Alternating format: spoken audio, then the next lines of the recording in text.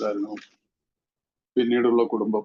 ആ ചാപ്റ്ററാണ് നമ്മൾ നടത്തിയത്. അപ്പൊ അതുവരെ ഇത് വലിയ കുഴപ്പമില്ലാതെ കൊണ്ടുപോകാൻ സാധിച്ചതിന് അതിന് തന്ന ദൈവത്തിനും എന്റെ സ്പോൺസർമാരെ എല്ലാം നന്ദിപൂർവ്വം സ്മരിച്ചുകൊണ്ട് ഈ ഗ്രൂപ്പിലുള്ളവർ അതിന് സഹകരിച്ചതിനും നിങ്ങളോട് എല്ലാവരോടും ഞാൻ ഒത്തിരി നന്ദിയുള്ളവനാണ്. ബിഗ് ബുക്ക് നമ്മൾ നന്നായിട്ട് സ്റ്റഡി ചെയ്തിരിക്കണം. പിന്നെ ലാഘവത്തോടെ എടുക്കരുത്. ഒരു എല്ലാവരും ഇത് പെട്ടെന്നൊന്നും ഉണ്ടാവുന്നില്ല.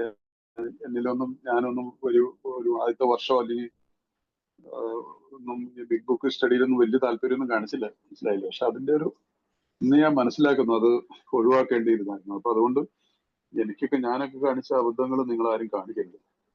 പുതുമക്കാരായിട്ടുള്ളവരായാലും പഴമക്കാരായിട്ട് ഇനിയും ബിഗ് ബുക്ക് സ്റ്റഡി ചെയ്യാത്തവരാണെങ്കിലും ഇത് സ്റ്റഡിയിലേക്ക് താല്പര്യം കാണിക്കണം. അപ്പൊ ഇത് നമ്മുടെ അടിസ്ഥാന ഗ്രന്ഥമാണെന്ന് പറഞ്ഞു. അപ്പൊ അതുകൊണ്ട് അതിനകത്തൊരു ഇന്നിപ്പോ കഴിഞ്ഞ ആഴ്ച അവസാനം ഞാൻ പറഞ്ഞിരുന്നു അടുത്ത ആഴ്ച എന്നതിനെ കുറിച്ച് ഇന്നാണ് എന്നോട് ഷിബു പറഞ്ഞത് ഈ ചാപ്റ്റർ പോയിക്കൂടെ എന്നുള്ളത്. അതുകൊണ്ട് ഈ ചാപ്റ്റർ പൊതുവെ ഞാൻ ഒരു ഗ്രൂപ്പിൽ ഞാൻ ഈ സ്റ്റഡി ആയിട്ട് ഞാൻ വായിച്ചിട്ടുണ്ട്. എന്റെ സ്പോൺസർ അതിന്റെ കാര്യങ്ങളൊക്കെ പറഞ്ഞു എന്റെ ബുക്കിനകത്ത് നോട്ടും ഹൈലൈറ്റും ഒക്കെ ചെയ്ത് അണ്ടർലൈനൊക്കെ ചെയ്തുണ്ട്. പക്ഷെ ഞാനൊരു ഗ്രൂപ്പിൽ സത്യസന്ധമായിട്ട് പറയുകയാണ്, ഞാനൊരു ഗ്രൂപ്പിൽ ഈ ഒരു ചാപ്റ്റർ എടുത്തിട്ടില്ല. അപ്പൊ അതുകൊണ്ടൊരു സ്വല്പം എന്നെ സംബന്ധിച്ചുള്ള സ്വല്പം ഒരു ശ്രമകരമാണ്. പോരാത്തന്നെ ഒരു ഷോർട്ട് നോട്ടീസാണ്. ഞാൻ ഒരു വെൽ പ്രിപ്പയർഡ് ഒന്നുമല്ല. പക്ഷെ എന്നെ സംബന്ധിച്ചോളം ദൈവാനുഗ്രഹത്താൽ ഈ ബുക്ക് കയ്യിൽ കിട്ടിക്കഴിഞ്ഞാൽ ആ ബുക്കിലേക്ക് ഉള്ള കാര്യങ്ങൾ ഒരു വലിയ തെറ്റുകളും ഒന്നും കൂടാതൊക്കെ പറഞ്ഞു പോകാനായിട്ട് ദൈവം എനിക്ക് ശക്തി തരുന്നുണ്ട്. എന്റെ സ്പോൺസർമാർ തന്ന അനുഗ്രഹമായിട്ടാണ് ഞാൻ കാണുന്നത്. അപ്പൊ അതുകൊണ്ട് ഈ 10ാമത്തെ ചാപ്റ്റർ തൊഴിലുടമകളോട് സാധാരണഗതിയിൽ ഒരു 99% ആളുകളും ഒഴിവാക്കുന്ന ഒരു ചാപ്റ്ററാണ്. അത് ഭാര്യമാരോട് മുതലുള്ള ചാപ്റ്റർ മുതൽ ഇങ്ങോട്ട് എല്ലാവരും ഒരു സ്വല്പം പഠിയെടുക്കുക. എന്നാൽ ഈ ചാപ്റ്ററുകൾ മറ്റെല്ലാ ചാപ്റ്ററുകളും പോലെ ഇതെങ്ങനെ പ്രവർത്തിക്കുന്നു, ഒരു പരിഹാരമുണ്ട്, മദ്യാസക്തിയെ പറ്റി കൂടുതലും ബില്ലിന്റെ കഥ, ഇതുപോലെ തന്നെ ഈക്വലി ഇമ്പോർട്ടന്റ് ആയിട്ടുള്ള കാര്യങ്ങൾ ഈ ചാപ്റ്ററിലുണ്ട്. അപ്പൊ അത് മനസ്സിലാക്കണം. അതുകൊണ്ട് അത് മനസ്സിലാക്കി കഴിഞ്ഞപ്പോൾ എനിക്കത് ഇതിനകത്ത് വലിയ താല്പര്യം തോന്നി. അതുകൊണ്ട് ഈ ചാപ്റ്റർ വളരെ ഇമ്പോർട്ടന്റ് ആണ്. അതുകൊണ്ട് ഈ തൊഴിലുടമകളോടുള്ള ചാപ്റ്ററുകൾ തൊഴിലുടമകളും ഞാനായിട്ടൊക്കെ എന്താ ബന്ധമെന്നൊക്കെ നമ്മൾ പലർക്കും നമ്മുടെ മനസ്സിലേക്കൊക്കെ വരും. അത് ഒഴിവാക്കണം. അത് വളരെ കാതലായിട്ടുള്ള ഒത്തിരി കാര്യങ്ങളുണ്ട്. അപ്പൊ ഈ ചാപ്റ്റർ പൂർണ്ണമായിട്ട് എഴുതിയിട്ടുള്ളത് HP എന്ന് പറയുന്ന ഹാങ് ഫി എന്ന് സാധാരണ എല്ലാവരും പറയാറില്ല. അദ്ദേഹത്തിന്റെ ശരിക്കുള്ള ഒഫീഷ്യൽ നെയിം ഹാരി പാൻകസ്റ്റ് എന്നായിരുന്നു. അദ്ദേഹം ജനിച്ചത് മാർച്ച് 13, 1895. അദ്ദേഹം മരിക്കുന്നത് ജാനുവരി 18, 1954. ഇദ്ദേഹത്തിന്റെ ഈ ചാപ്റ്റർ പൂർണ്ണമായിട്ട് എഴുതിയത് അദ്ദേഹമാണ്, കംപ്ലീറ്റ് ആയിട്ട്. അതുപോലെ തന്നെ ഈ ബിഗ് ബുക്കിന്റെ ആദ്യത്തെ എഡിഷൻ ഇറങ്ങുമ്പോൾ ആ എഡിഷനെ മുഴുവൻ എഡിറ്റിംഗ് വർക്ക് ചെയ്യുന്നതിൽ കൂടുതലും ഉള്ള പങ്ക് ഇദ്ദേഹത്തിന്റെ ആയിരുന്നു. ഇദ്ദേഹം അത്രയ്ക്ക് മിടുക്കനായിരുന്നു. വിദ്യാഭ്യാസം ഉണ്ടായിരുന്നു, നല്ലൊരു ബിസിനസ്സുകാരനായിരുന്നു. പോരാത്തന്നെ അങ്ങനെ എല്ലാ രീതിയിലും കഴിവ് തെളിയിച്ചൊരു മികവ് ഉള്ള ആളായിരുന്നു. പക്ഷെ ആ കഴിവുകളും ഇദ്ദേഹത്തിന്റെ ജീവിതം പലപ്പോഴും നമുക്ക് ഇതിനകത്ത് ഉദാഹരണങ്ങളായിട്ട് പല കാര്യങ്ങളും കാണാൻ പറ്റും. അദ്ദേഹത്തിന്റെ ജീവചരിത്രമൊക്കെ നോക്കിക്കഴിഞ്ഞാൽ അദ്ദേഹം ഒരു തുടക്കത്തിൽ തന്നെ പറയുന്നില്ല, ഒരു വലിയൊരു കമ്പനിയിൽ ജോലി ചെയ്തിരുന്ന ആളായിരുന്നു. പറയുമ്പോൾ എന്റെ ജീവിതത്തിന്റെ നല്ലൊരു ഭാഗം 1940-ലാണ് ഇദ്ദേഹം 10 വനത്തിൽ വിട്ട് ഇക്കാലത്ത് നിരവധി ബിസിനസ് ഒരാളെ ഞങ്ങൾ അനുസരിക്കുന്നു. 100 കണക്കിന് ആളുകൾ പറഞ്ഞു ചീത്ത വിളിപ്പിച്ചിട്ടുള്ള ആളായിരുന്നു. ഒരു തൊഴിലുടമ കാണുന്ന രീതിയിൽ തന്നെ അയാൾക്ക് മദ്യപനെ അറിയാം. അയാളുടെ ഇപ്പോഴത്തെ ചിന്താഗതി എല്ലാവർക്കും ബിസിനസ്സുകാർക്കും പ്രയോജനപ്രദമായിരിക്കും. പക്ഷെ അയാൾ അങ്ങനെ തന്നെ പറയട്ടെ. അതിനുശേഷമുള്ള ഭാഗത്തുണ്ട് 6600 തൊഴിലാളികൾ പങ്കെടുക്കുന്ന ഒരു കോർപ്പറേഷൻ ഡിപ്പാർട്ട്മെന്റിലെ അസിസ്റ്റന്റ് മാൻ ആയിരുന്ന ഒരു കാലത്ത് ഞാൻ. ഇത് ഹാങ് ഫി ആണ്. എനിക്ക് തോന്നുന്നു സ്റ്റാൻഡേർഡ് ഓയിൽ കമ്പനി എന്നൊക്കെ പറഞ്ഞ ഇപ്പോഴും അമേരിക്കയിലുണ്ടോ എന്ന് എനിക്കറിയത്തില്ല. നിങ്ങൾ അമേരിക്കയിലുള്ളവർക്ക് അറിയാം. ആ കാലത്ത് വലിയൊരു പ്രശസ്തമായ ഒരു കമ്പനിയിൽ അദ്ദേഹത്തിന് അസിസ്റ്റന്റ് മാനേജറായിട്ടുള്ള ലെവലിൽ ജോലി ചെയ്യണി അത്രയ്ക്ക് കഴിവ് കളിച്ചിരുന്നാണ്. ഏതായാലും അദ്ദേഹത്തിന്റെ കഥയിൽ നമുക്കിത് പല കാര്യങ്ങളും മനസ്സിലാക്കാനായിട്ട് സാധിക്കും. അദ്ദേഹത്തിന്റെ അനുഭവങ്ങളാണ് ഈ ചാപ്റ്ററിൽ കൂടുതലായിട്ടും മറ്റു ചിലരുടെ അനുഭവങ്ങൾ ഇതിനകത്ത് ചേർത്ത് ചെയ്തിട്ടുണ്ട്. ആ വ്യക്തി, ഈ ചാപ്റ്റർ ഇത്രയും കഴിവ് കളിച്ച വ്യക്തി ബിഗ് ബുക്ക് പബ്ലിഷ് ചെയ്ത 1939 അദ്ദേഹം 1934 ബിൽ, ന്യൂയോർക്കിലെ ആൽക്കഹോളിക് നമ്പർ 2 ആണ് അദ്ദേഹം. ബിൽ വിൽസന്റെ കൂട്ടത്തില്, ബിൽ വിൽസൺ 12 സ്റ്റെപ്പ് ചെയ്തിട്ട് സോബറായ വ്യക്തിയാണ്, ഓർക്കണം. ആൽക്കഹോളിക് നമ്പർ 2 നമ്മൾ മൊത്തത്തിലെ കൂട്ടമാണ്. ഡോക്ടർ ബോബിന് നമ്പർ 2 ആണ്. അദ്ദേഹം വേറൊരു നഗരത്തിലാണ്, ഓഹയോയിലാണ്. അദ്ദേഹം ബിൽ വിൽസൺ അമേരിക്കയിൽ ന്യൂയോർക്കിൽ തിരിച്ചു വന്നതിന് ശേഷം അദ്ദേഹത്തിന്റെ പ്രവർത്തനമായിട്ട് കിട്ടിയ ആദ്യത്തെ വ്യക്തിയായിരുന്നു, അദ്ദേഹത്തിന് കിട്ടിയ സുഹൃത്തായിരുന്നു ഹാങ്ക്. ആ ഹാങ്ക് നമ്പർ 2 ആയിട്ട് വന്നിട്ടുള്ള ഈ ബുക്കില് വേറെയും ചില ഭാഗത്ത് അദ്ദേഹത്തെ കുറിച്ച് പറയുന്നത്. ഡോക്ടറുടെ അഭിപ്രായത്തില് നിങ്ങൾ അതിലുണ്ട് നോക്കുകയാണെങ്കിൽ നിങ്ങൾക്ക് താല്പര്യമായിട്ട് നോട്ട് ചെയ്ത് വെക്കാം. XXV എന്ന് പറഞ്ഞാൽ 25ാമത്തെ റോമൻ ഇതില് അതിനകത്ത് പറയുന്നുണ്ട്. ഇദ്ദേഹത്തെ കുറിച്ചാണ് പറയുന്നത്. 24ന്റെ അവസാനത്തിന്റെ XXIVയുടെ അടിയില് ഈ അനുഭവത്തിന് ഏകദേശം 1 വർഷം മുമ്പ് പഴക്കം ചെന്ന ഒരു മദ്യപാൻ രോഗിയെ ചികിത്സയ്ക്കായി കൊണ്ടുവന്നു. ഡോക്ടർ സിൽക്വർത്തിന്റെ അടുത്തേക്ക് അദ്ദേഹം സിൽക്വർത്ത് പറയുന്നതാണ്. അത് പറയുന്നത് ഹാങ് പിയെ കുറിച്ചാണ്. ഉടലിന്റെ രക്തസ്രാവത്തിൽ നിന്ന് കുറെ ഭേദം കണ്ടു തുടങ്ങിയപ്പോൾ ഇയാൾ രോഗം മൂലം മാനസിക നില തകർന്ന നിലയിലുള്ള ഒരാളായിരുന്നു. ജീവിതത്തിന്റെ വിലമതിക്കാവുന്ന നഷ്ടപ്പെട്ട ഇയാൾ സാധാരണ പറയാൻ പോലെ കുടിക്കാൻ വേണ്ടി മാത്രം ജീവിക്കുന്നു. ഹാങ് പിയുടെ അവസ്ഥയാണ്.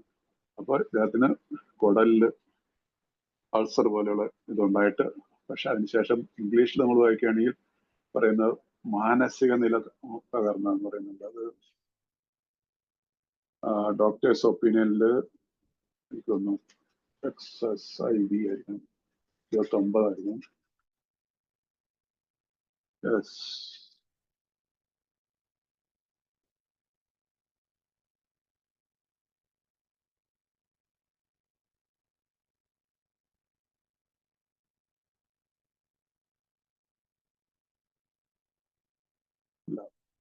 ഫോർത്ത് എഡീഷനിലാണ് ഈ 31 XXI അദ്ദേഹത്തിന് പറയുന്നുണ്ട്.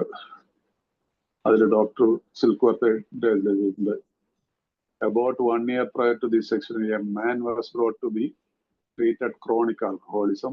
He had but partially recovered from gastric hemorrhage, വയറ്റിലുള്ള രക്തസ്രാവം മൂലം, രക്തസ്രാവം, and seemed to be a case of pathological mental deterioration. മലയാളത്തിൽ അതിന് വാക്കില്ലാത്തതായിരിക്കും, വളരെ ഇതായിട്ട് മലയാളത്തിൽ അത് ലഘുവായിട്ടുള്ള രീതിയിലാണ് എഴുതിയിരിക്കുന്നത്.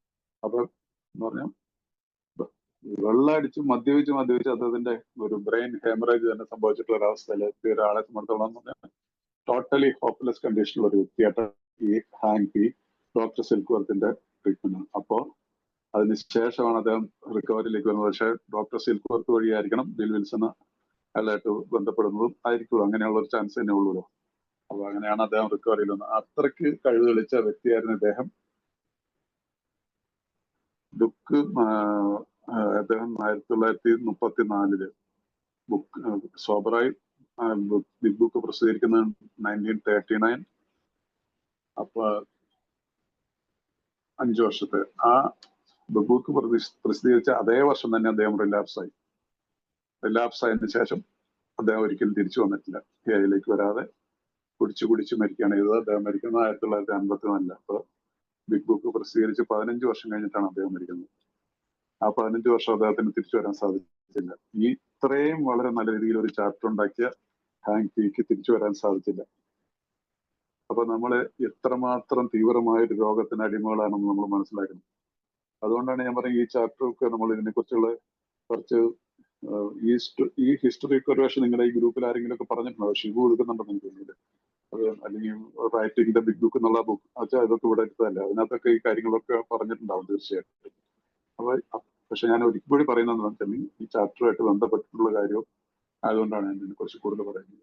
വളരെ നമ്മൾ മനസ്സിലാക്കിയിരിക്കുന്നതാണ്. അപ്പൊ ഇത് എഴുതിയ വ്യക്തി പോലും റിലാപ്സ് ആയിട്ട് പിന്നെ തിരിച്ചു വന്നിട്ടില്ല. അദ്ദേഹത്തിന്റെ സ്റ്റോറി ബിഗ് ബുക്കില് ഫസ്റ്റ് എഡീഷനിലുണ്ട്. ആദ്യം ഇറങ്ങിയ ബിഗ് ബുക്കില് ഫസ്റ്റ് എഡീഷനിൽ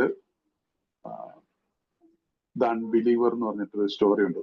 അത് ഫസ്റ്റ് എഡീഷനുള്ളവരെ നോക്കി കഴിഞ്ഞാൽ കയ്യിലുള്ളവർ അതിപ്പോഴും ഫസ്റ്റ് എഡിഷൻ അവൈലബിൾ ആണ്. വേറെ പബ്ലിഷേഴ്സ് പബ്ലിഷ് ചെയ്തിട്ടുണ്ട്. കാരണം ഫസ്റ്റ് എഡിഷൻ കോപ്പറേറ്റ് ചെയ്തിട്ടുണ്ടായിരുന്നില്ല. അപ്പൊ അതുകൊണ്ട് അത് കോപ്പറേറ്റ് ചെയ്തിരുന്നത്, അത് കൊടുത്തിരുന്ന ഒന്നൊരു പബ്ലിഷ് ചെയ്തൊരു ബില്ലും ഹാങ്ക്വർക്കിന് കൂടി ഒരു കമ്പനി രൂപീകരിച്ചു. ആ കമ്പനി വഴിയായിട്ടും പബ്ലിഷ് ചെയ്തു. പിന്നെ ഹാർപ്പർ, നിങ്ങൾക്കറിയാലോ, അമേരിക്കയിലുള്ളൊരു പ്രശസ്തമായ ഒരു പബ്ലിഷിംഗ് കമ്പനിയാണ് ഹാർപ്പർ. ഇപ്പൊ ഹാർപ്പർ കോളിൻസ് എന്നാണ്. ഹാർപ്പർ പബ്ലിഷിംഗ് കമ്പനി എന്ന് പറഞ്ഞ കമ്പനിയിൽ വഴിയായിട്ടാണ് ബിഗ് ബുക്ക് ഇറങ്ങിയത്. അപ്പൊ അതുമായിട്ടൊക്കെ ഉള്ള ചില സ്വരച്ചേർച്ചയില്ലായ്മ വന്നുകൊണ്ടാണ് ഇദ്ദേഹത്തിന് ഒരു റിലാപ്സിലേക്കൊക്കെ പോയത്, ബില്ലുമായിട്ട് ഐക്യപ്പെടുവാതിലേക്ക്. ഇതാണ് നമ്മുടെ നമുക്ക് ഒരിക്കലും വി കനോട്ട്, നമ്മൾ പറയത്തില്ല, selfishness and self centredness is the root cause of our, നമ്മുടെ മൂല കാരണം സ്വാർത്ഥത, സ്വകേന്ദ്രീകൃതം. അതുപോലെ resentment is the number 1 offender. ഇതേ ചാപ്റ്ററിൽ നമ്മൾ മോർ അബൌട്ട് ആൽക്കഹോളിസത്തിലാണ് ദർ ഇസ് എ സൊല്യൂഷൻ പറയുന്നത്. റിസെന്റ്മെന്റ്, വിദ്വേഷമാണ് പ്രധാന ശത്രു. പിന്നെ വേറെ സ്ഥലത്ത് പറയുന്ന ദേഷ്യം, ആങ്കർ ഈസ് പോയിസൺ. ദേഷ്യം എന്ന് പറയുന്നാൽ ഒരു ആൽക്കഹോളിക്കിനെ സംബന്ധിച്ചിടത്തോളം വിഷമാണ്. സാധാരണക്കാർക്ക് അതൊരു അസ്പഷ്ടമായ ആഡംബരമാണ്. For common people, it is a dubious luxury for common people. But alcoholic, it is poison. ഇതിന്റെ ഈ റിസെന്റ്മെന്റ്, സെൽഫ് സെന്റേഡ്നെസ്, സെൽഫിഷ്നെസ്, ആങ്കർ, ഇതെല്ലാം കൂടി സമ്മിശ്രമായിട്ട് അദ്ദേഹത്തിന്റെ റിക്കവറിയിലേക്ക് വന്നതുകൊണ്ട് വേണം കുടിച്ചു മരിക്കുന്നത്. അത് ബിഗ് ബുക്കിന്റെ ലിയയുടെ പബ്ലിക്കേഷനിലൊന്നും അദ്ദേഹത്തെ കുറിച്ചുള്ള വേറെ കാര്യമായിട്ട് എഴുതിയിട്ടില്ല എന്ന് എനിക്ക് തോന്നുന്നു. പക്ഷെ ലോയിസ് റിമെമ്പേഴ്സ് എന്ന് പറഞ്ഞിട്ട് ലോയിസ് വിൽസന്റെ ഒരു ബുക്കുണ്ട്. അതേ ലോയിസിന്റെ ഡയറിയിലാണ്. അതിനകത്ത് ലോയിസ് ആണ് ഈ കാര്യങ്ങൾ എഴുതിയിരിക്കുന്നത്, അദ്ദേഹത്തിന്റെ റിലാപ്സ് ആയതിനെ കുറിച്ചൊക്കെ പറയുന്നത്. എനിവേ, അപ്പൊ ഇത് പറയാനുള്ളതിന്റെ കാരണം നമ്മളൊക്കെ ഓർക്കണം, നമ്മൾ കുറച്ച് നാളത്തെ സോബറേറ്റീവ് അല്ലെങ്കിൽ മദ്യത്തിൽ നിന്ന് വിട്ടു നിൽക്കുന്നതുകൊണ്ട് നമ്മുടെ ഈ രോഗം നമ്മൾ മാറി നമ്മൾ ഒരിക്കലും കരുതരുത്. അപ്പൊ അതിനെ കുറിച്ചുള്ള ഒരു ബോധ്യം കൊണ്ടാണ് ഈ വ്യക്തി കുടിച്ചാണ് മരിച്ചെങ്കിൽ പോലും ഒരുപക്ഷെ നമുക്ക് അദ്ദേഹത്തോട് നന്ദിയുള്ള ഉണ്ടായിരിക്കണം. കാരണം ഈ ബുക്ക് എഡിറ്റ് ചെയ്തതിന്, ഈ ചാപ്റ്റർ എഴുതിയതിന്, അതിനകത്തേന് അദ്ദേഹത്തിന്റെ ഒരു മരണത്തെക്കുറിച്ച് എന്ത് പറയാനെന്ന് വളരെ വേദനാജനകമായ ഒരു മരണം. ഇത്രയൊക്കെ എഐക്ക് വേണ്ടിയിട്ട് ചെയ്തിട്ടുള്ള വ്യക്തിക്ക് പറ്റിയതിന്റെ ഇതേ കാരണങ്ങളുണ്ട്. അതുകൊണ്ട് ഒരിക്കലും നമ്മളുടെ എന്നും ജീവിതത്തിൽ ഇവിടെ ഇരിക്കുന്ന ഓരോരുത്തരോടും ഞാൻ പറയുകയാണ്, ടേക്ക് എ സ്പോൺസർ. സ്പോൺസറുടെ സഹായത്താൽ ഈ പ്രോഗ്രാമിലേക്ക് പ്രാക്ടീസ് ചെയ്യണം. ഒരു കാരണവശാലും വിദ്വേഷത്തിനെ വളർത്താൻ നമ്മൾ ഒരു സെറ്റ് കൊടുക്കരുത്. ഒരാളെ ഉള്ളിലും വിദ്വേഷം വരാൻ പാടില്ല. നമ്മൾ ഇരിക്കുന്ന നമ്മുടെ ഇപ്പൊ മീറ്റിംഗിൽ എന്നെ കേൾക്കുന്നവരോട് ഞാൻ ഉൾപ്പെടലുണ്ട്. ഒരിക്കലും ദേഷ്യഭാവം പാടില്ല. അപ്പൊ ദൈവം തന്ന ഒരു പുതിയൊരു ജീവിതമാണത്. ആ ജീവിതത്തിൽ അതിൻ്റെതായിട്ടുള്ള ചിട്ടകളോടെ ജീവിച്ചില്ലെങ്കിൽ പതനം ഉറപ്പാണ്. അതിന് ഏറ്റവും വലിയൊരു ഉദാഹരണമാണ് അദ്ദേഹം. അത്രയ്ക്ക് കഴിവ് തെളിയിച്ച ഒരാളല്ലായിരുന്നു അദ്ദേഹം. അപ്പൊ ഈ ചാപ്റ്ററിലേക്ക് നമ്മൾ കിടക്കുകയാണ്. കുറച്ചു മുമ്പാണ് ശ്രീബോധനോട് മുഴുവനായിട്ട് എടുക്കാവുന്നുള്ളത്. ഞാൻ വിചാരിച്ചൊന്ന് ഇന്നത്തെ ദിവസം കൊണ്ട് അത് ബ്രീഫായിട്ട് പറഞ്ഞു പോകുന്നതാണ് വിചാരിച്ചത്. ഏതായാലും ഞാൻ ഒരു ശ്രമം നടത്താം. ഓക്കെ, നമുക്ക് കഴിയുന്നിടത്തോളം ഞാൻ ഇതുകൊണ്ട് പോകാൻ മുഴുവനായിട്ട് എടുക്കാൻ തന്നെ ശ്രമിക്കാം. അതിനകത്ത് 140ാമത്തെ പേജിലാണ് ഇതുള്ളത്, ഞാൻ പറഞ്ഞില്ല. അപ്പൊ അതിനകത്ത് രണ്ടാമത്തെ പാരഗ്രാഫിൽ 6600 തൊഴിലാളി പങ്കെടുത്തിരുന്ന ഒരു കോർപ്പറേഷൻ ഡിപ്പാർട്ട്മെന്റിലെ അസിസ്റ്റന്റ് മാനേജറായിരുന്നു ഒരു കാലത്ത്. ഒരു ദിവസം എന്റെ സെക്രട്ടറി എന്നോട് പറയുന്നു, ഒരു മിസ്റ്റർ ബി എന്നെ കാണണമെന്ന് പറഞ്ഞൊരു അദ്ദേഹം നിർബന്ധം പിടിക്കുന്നു. പക്ഷെ എന്താണ് പറഞ്ഞത്, പുള്ളി സെക്രട്ടറി എന്ന് പറഞ്ഞാൽ ഒരു ലേഡിയാണല്ലോ, അതുകൊണ്ടാണ് പറയുന്നത് എനിക്കത് താല്പര്യമെന്ന് ഞാൻ അവളോട് പറഞ്ഞു. ഞാൻ പലതവണ അയാളെ അപ്പൊ മിസ്റ്റർ ബി എന്ന് പറയുന്ന ആള് മിസ്റ്റർ ബി, അപ്പൊ അത് ഇദ്ദേഹത്തിന് അറിയാം മിസ്റ്റർ ബി വന്നിട്ട് കാണണം എന്ന് പറഞ്ഞപ്പോ ഇയാൾ വിചാരിക്കുന്നത് വേറൊരു ബി ആണ്, അദ്ദേഹത്തിന്റെ കൂടെ ജോലി ചെയ്യുന്ന ഒരു ബി ആണ്. പക്ഷെ സെക്രട്ടറി വീണ്ടും വന്നിട്ട് സംസാരിക്കാനല്ല പറയുന്നത്. അപ്പൊ ഫോണിൽ കാണണമെന്ന് വെച്ചിട്ട് ഫോൺ, അത് കഴിഞ്ഞിട്ട് പിന്നീട് വന്നിട്ട് പറയുന്നുണ്ട് കാരണം ഇദ്ദേഹത്തെ കാണാൻ താല്പര്യമില്ലാത്തത് അയാൾക്ക് അതിൽ താല്പര്യമില്ല ഉള്ളത്. ഞാൻ പലതവണ അയാളെ ഓൺ ചെയ്ത് ട്രാക്ക് ചെയ്തിട്ടുണ്ട്, അയാൾക്ക് ഇനി ഒരു അവസരം കൂടിയില്ല. ഏതാനും ദിവസം മുമ്പ് ഒരു ദിവസം ഹാർട്ട്ഫോർഡ് എന്ന സ്ഥലത്ത് വെച്ച് അയാൾ അടുപ്പിച്ച് 2 ദിവസം എന്നെ വിളിച്ചിരുന്നു. അയാളുടെ ജോലി ചെയ്യുന്ന വിളിച്ചിരുന്നു. മൂക്കറ്റം കുടിച്ചിരുന്ന അയാൾക്ക് സംസാരിക്കാൻ തന്നെ കഴിയില്ല. അയാൾ എന്നേക്കും ആ ജോലിയിൽ നിന്ന് പിരിച്ചുവിടുമെന്ന് ഞാൻ പറഞ്ഞിരുന്നു. ഫോണിൽ വിളിക്കുന്ന മിസ്റ്റർ ബി അല്ലായിരുന്നു എന്റെ സെക്രട്ടറി എന്ന് പറഞ്ഞു. അയാളുടെ സഹോദരനായിരുന്നു വിളിച്ചത്. ബി എന്നുള്ള ടൈറ്റിൽ എല്ലാവരും ഉപയോഗിക്കുന്നില്ല. അപ്പൊ മിക്കവാറും എന്തെങ്കിലും ഒരു പേരായിക്കോട്ടെ. അപ്പൊ ബി, അപ്പൊ അത് അദ്ദേഹം അല്ല, ആ ബി അല്ല, അദ്ദേഹത്തിന്റെ സഹോദരനാണ് വിളിക്കുന്നത്. അത് ആ ഫോൺ എടുത്തപ്പോ അദ്ദേഹത്തെ വളരെ തരിച്ചിരുന്നു പോകുന്ന ഒരു വളരെ ഹൃദയസ്പർശിയായിട്ടുള്ള ഭാഗമാണ് എടുത്തു വന്നത്. അയാൾക്ക് എന്നെ ഒരു വിവരം ധരിപ്പിക്കാൻ, അയാളുടെ അനുജന് ഒരു വിവരം ധരിപ്പിക്കാൻ. ഞാൻ അപ്പോഴും കരുതുന്നത് അയാൾ കാരുണ്യ അപേക്ഷിച്ച് വന്നിരിക്കുന്നതാണ്. പക്ഷെ അദ്ദേഹത്തിന് മനസ്സിൽ അപ്പോഴും ഇരിക്കുന്ന ഈ ചേട്ടൻ ബി ആണ്, അദ്ദേഹം എന്തോ അപേക്ഷിക്കാനായിട്ട് വന്നിരിക്കുന്നത്. പക്ഷെ ഫോണിൽ നിന്ന് അത് ഫോൺ എടുത്ത് സംസാരിക്കാനായിട്ട്, പക്ഷെ റിസീവറിൽ നിന്ന് കേട്ട ശബ്ദം താഴെ പ്രകാരമാണ്. കഴിഞ്ഞ ശനിയാഴ്ച ഹാർട്ട്ഫോർഡിൽ വെച്ച ഒരു ഹോട്ടലിന്റെ ജനലിലൂടെ പോൾ എടുത്തിയാണ്. നമ്മൾ ശ്രദ്ധിക്കണം. രണ്ടാഴ്ച ഏതാനും ദിവസം ഹാർട്ട്ഫോർഡ് എന്ന സ്ഥലത്ത് നിന്ന് അടുപ്പിച്ച് 2 ദിവസം വിളിച്ചിരുന്നു. മൂക്കറ്റം കുടിച്ചിരുന്നുണ്ട്, സംസാരിക്കാൻ കഴിഞ്ഞില്ല. അതേ സ്ഥലത്താണ് അദ്ദേഹം. ഒരുപക്ഷെ ഇദ്ദേഹത്തിന് ഫോണിൽ വിളിച്ച് സംസാരിച്ചതിനൊക്കെ ശേഷമായിരിക്കണം ഹോട്ടലിന്റെ ജനലിലൂടെ പോൾ എടുത്തു ചാടി. പോൾ ബി, ബി എന്നുള്ളതില്ല, പോൾ ബി എടുത്തു ചാടി എന്ന വിവരം പറയണമെന്ന് മാത്രമേ എനിക്കുള്ളൂ. എന്റെ ചേട്ടൻ ആത്മഹത്യ ചെയ്തിരിക്കുന്നു. പക്ഷെ അദ്ദേഹം എഴുതി വെച്ചിട്ടുണ്ടായിരുന്നു, നിങ്ങളാണ് ഏറ്റവും നല്ല ഒരു ബോസ് യജമാനിൽ നിന്നും യാതൊരു രീതിയിലും നിങ്ങളെ കുറ്റപ്പെടുത്തുമെന്നും. അയാൾ ഹാർട്ട്ഫോർഡിലേക്ക് പോകുമ്പോൾ ഒരു കത്ത് എഴുതി വെച്ചിരുന്നു. അപ്പൊ കുടിച്ച് മരിക്കാനായിട്ട് പോകുമ്പോൾ ഈ ഹാർട്ട്ഫോർഡ് സിറ്റിയിലേക്ക് പോകുന്നതിന് മുമ്പ് അദ്ദേഹം ഒരു എഴുത്തെഴുതി വെച്ചിട്ടുണ്ട്, എന്റെ ബോസ് വളരെ നല്ല മനുഷ്യനാണ്, എന്റെ മരണത്തിൽ ഒരിക്കലും എന്റെ ബോസിനെ കുറ്റപ്പെടുത്തുന്നു. യു സി, എത്ര ഹൃദയഭേദകമായിരിക്കും അത് കേൾക്കുന്ന ഒരു വ്യക്തിയെ സംബന്ധിച്ചോളം.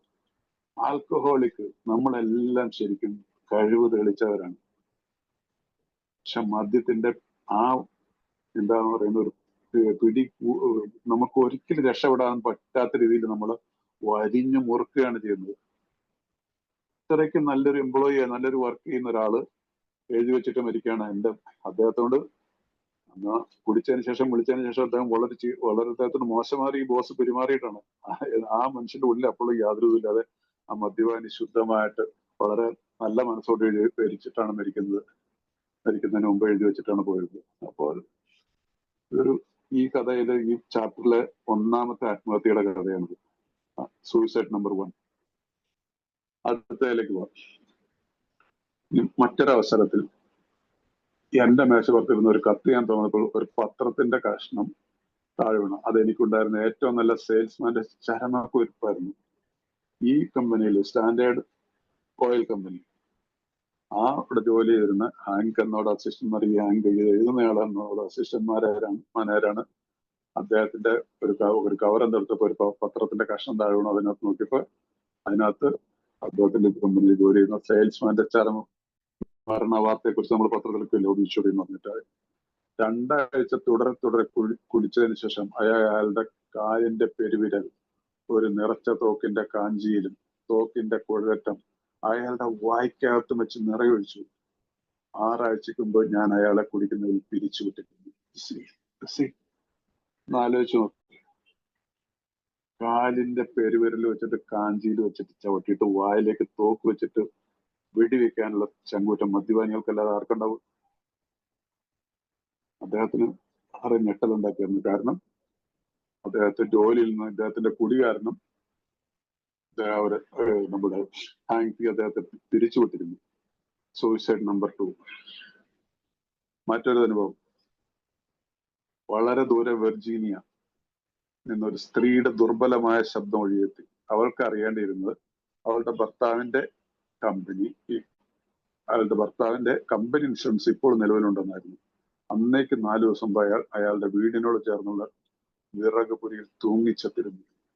ഒരു ഭാര്യ വിളിച്ചിട്ട് ചോദിക്കുകയാണ് അദ്ദേഹത്തിന്റെ പേരിൽ ഇൻഷുറൻസ് നിലവിലുണ്ടോ എന്നുള്ളത്, ആ കമ്പനിയിൽ ഇൻഷുറൻസ് ഉണ്ടോ എന്നുള്ളത്.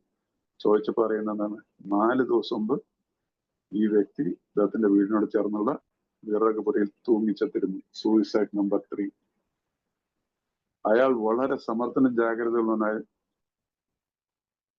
ഞാൻ കണ്ടിട്ടുള്ളതിൽ വെച്ച് ഏറ്റവും വലിയ ഓർഗനൈസറുമായിരുന്നു. അമിത മദ്യപാനം, അമിതമായ കുടിമൂലം അയാളെ പിരിച്ചുവിടാൻ ഞാൻ നിർബന്ധിതനായി. വളരെ ഓർഗനൈസറാണ്, നല്ല എംപ്ലോയി ആണ്, ക്വാളിഫൈഡ് ആണ്, കഴിവ് തെളിച്ചയാളാണ്. പക്ഷെ പൊടി കാരണം അദ്ദേഹത്തെ പിരിച്ചുവിടാനായിട്ട് നിർബന്ധിതനായി. കുറച്ച് നാളുകൾക്ക് ശേഷം, കുറച്ച് ദിവസങ്ങൾക്ക് ശേഷം എന്താണ്, തൂങ്ങി മരിക്കുന്നു വീടിന്റെ അടുത്തുള്ള വിറക് പേരയിൽ. അപ്പൊ 3 സൂയിസൈഡ് നോട്ട് ആണ് തുടക്കത്തിൽ തന്നെ ഈ ചാപ്റ്റർ പറയുന്നത്. എല്ലാവരും കഴിവ് കളിച്ച ജോലിക്കാരാണ്, ജോലി ചെയ്തിരുന്നവരാണ്.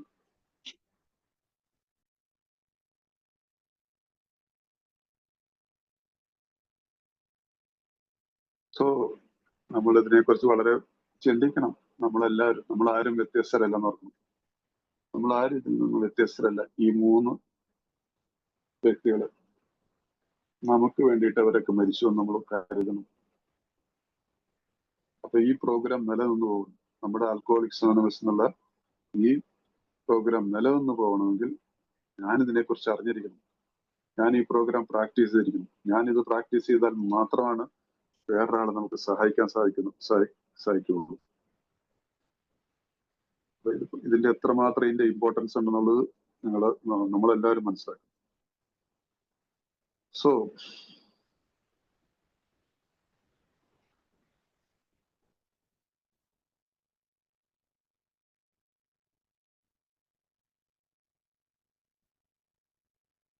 അതിനകത്ത് വളരെ ഒരു പ്രധാനപ്പെട്ട ഒരു കാര്യം പിന്നീട് ഹാങ്ക് എഴുതുകയാണ്. ഈ 3 പ്രത്യേക മനുഷ്യർ ലോകത്തോട് വിട പറഞ്ഞ്. എന്തുകൊണ്ടെന്നാൽ എനിക്കറിയാവുന്നതുപോലെ മദ്യപാനാസക്തി എന്നത് രോഗമായിരുന്നെന്ന് അവർക്കറിയില്ലായിരുന്നു. അപ്പൊ അതൊന്ന് ആലോചിച്ച് നോക്ക്. ഈ കമ്പനിയിൽ ജോലി ചെയ്തുകൊണ്ടിരുന്ന ഹാങ്കിന് പോലും അദ്ദേഹത്തിന്റെ കൂടെയുള്ള ഒരാളെ കുറിച്ച് അത് പറഞ്ഞ് കൺവിൻസ് ചെയ്യാനായിട്ടൊന്നും സാധിച്ചിട്ടില്ല. ഒന്ന് തുടങ്ങിയിട്ടുള്ളൂ. ഹാങ്ക് ഒരുപക്ഷെ സോബറാണ്. കാരണം ഈ ബുക്ക് എഴുതുന്ന സമയത്ത് ഹാങ്ക് സോബറാണ്. അപ്പൊ ഇന്നും ഇരുളിൽ തപ്പുന്ന ഒരു കാലഘട്ടമാണെന്നുള്ള. ഇന്ന് എത്ര വർഷം കഴിഞ്ഞിരിക്കുന്നു? 85 86 വർഷം.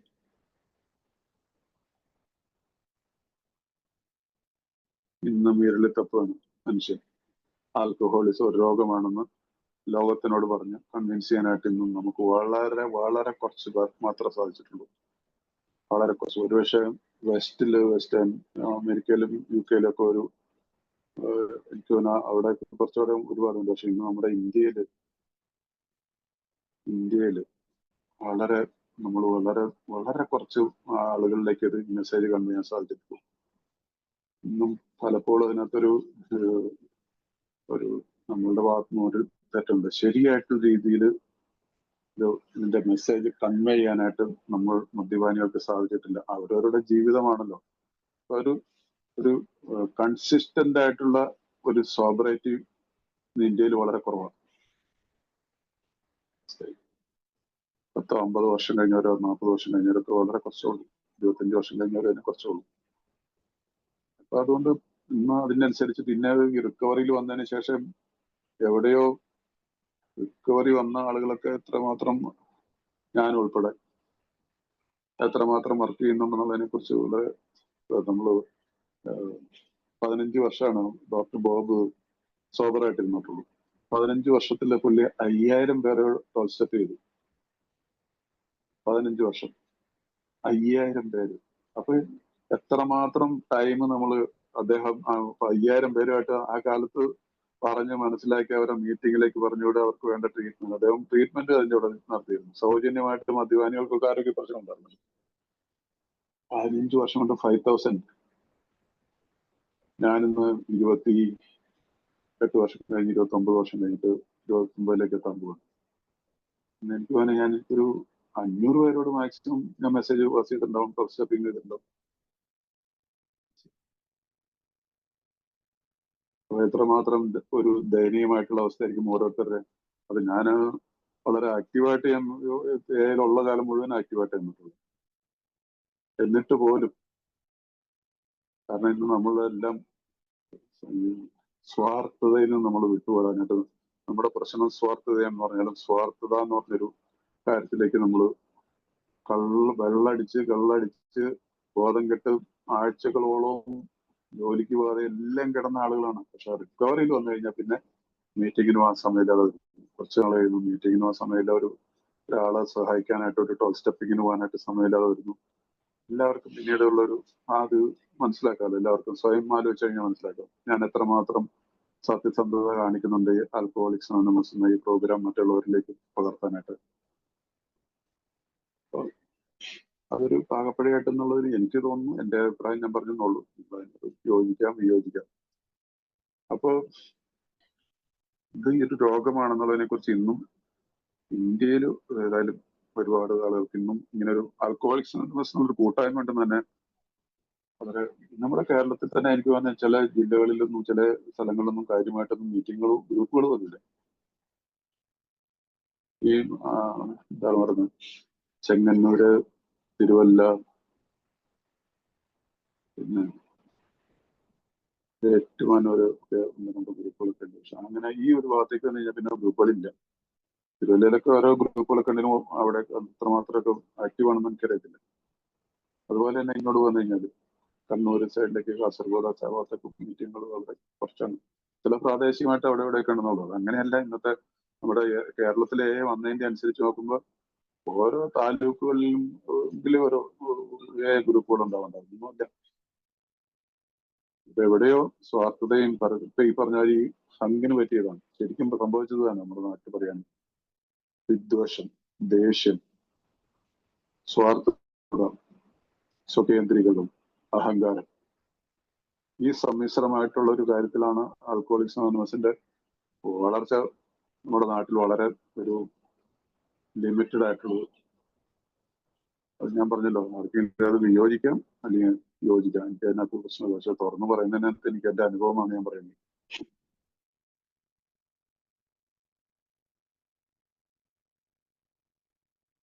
ഓക്കെ, ഏതായാലും ഇതിനെല്ലാത്തിനും ദൈവമാണല്ലോ, ദൈവത്തിൻ്റെതായിട്ടുള്ള പദ്ധതിയാണത്. എന്തെങ്കിലും പക്ഷെ ഒരു വ്യക്തി ഒരു അംഗത്തിന് എയിലേക്ക് വന്ന ഒരാളെ കുറിച്ച് ഞാൻ പറയുന്നത്. ഒരാൾക്ക് ശരിയായിട്ടുള്ള മെസ്സേജ് നമുക്ക് കൊടുക്കാൻ പറ്റിയില്ലെങ്കിൽ അത് വലിയൊരു കഷ്ടം. വരുന്നവരെല്ലാവരും എയിൽ നിൽക്കണമെന്നൊന്നും പറയാൻ പറ്റുമൊന്നുമില്ല. പക്ഷെ റൈറ്റ് മെസ്സേജ് പാസ് ചെയ്ത് കൊടുക്കാനായിട്ടുള്ളത് അതെന്റെ ഉത്തരവാദിത്വം. നമ്മള് ഈ റെസ്പോൺസിബിലിറ്റി എന്ന് പറഞ്ഞിട്ട് എന്റെ ഉത്തരവാദിത്വം എപ്പോഴെങ്കിലും എവിടെയെങ്കിലും ആരെങ്കിലും സഹായത്തിന് പറ്റില്ല അവിടെ എയുടെ കാര്യങ്ങൾ ഉണ്ടാവണം എന്നുള്ളത് എന്റെ ഉത്തരവാദിത്വമാണ്. അല്ലേ?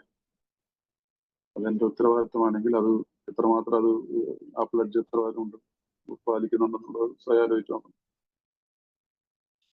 അപ്പൊ അതിനൊരു ഈ ഒരു കാര്യങ്ങളിലെ കൊണ്ടുള്ള പ്രശ്നങ്ങളിൽ കലുഷിതമായിട്ട് നമ്മുടെ പ്രോഗ്രാമിൽ ഇന്ന് ഇത്രയും കോൺട്രിബ്യൂട്ട് ചെയ്തിട്ട് ഒരാളാണ് പറഞ്ഞു. ഒരു ബുക്ക് അന്നത്തെ ബുക്ക് എഡിറ്റ് ചെയ്യാന്ന് പറഞ്ഞാൽ വലിയൊരു സംഭവമല്ലേ.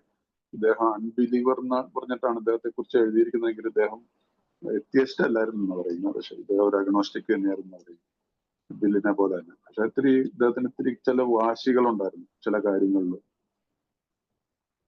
സാധാരണ ഒരു ആൽക്കഹോളിക് ഈഗോ, അദ്ദേഹം പറയുന്നതാണ് ശരി എന്നുള്ളത്. അദ്ദേഹത്തിന്റെ ചില സജഷൻസിൽ പെട്ട് ബില്ലിനും പ്രശ്നമുണ്ടാകും. കാരണം ഈ ബുക്ക് പബ്ലിഷ് ചെയ്യുന്ന സമയത്ത് ഇത് എങ്ങനെ പബ്ലിഷ് ചെയ്യണം എന്നുള്ളത് പൈസ ഇല്ലല്ലോ, രണ്ടുപേരുടെ എങ്കിലും കാര്യം പറ്റില്ല. പിന്നെ അതിന് ഇദ്ദേഹമാണ് സജസ്റ്റ് ചെയ്തത്. ഇദ്ദേഹം വലിയൊരു ഓർഗനൈസർ ഒക്കെ ആണല്ലോ. അപ്പൊ ബില്ലുകാരി എക്കണോമിസ്റ്റ് ഒക്കെ ആണെങ്കിൽ ഇദ്ദേഹത്തിന്റെ ചില സജഷൻ, അവരൊരു ഫൗണ്ടേഷൻ ഉണ്ടാക്കുന്നു, പിന്നെ ഒരു കമ്പനി രൂപീകരിക്കുന്നു, പിന്നെ ഷെയർ അതിന്റെ മാർക്കറ്റ് ചെയ്യുന്നു.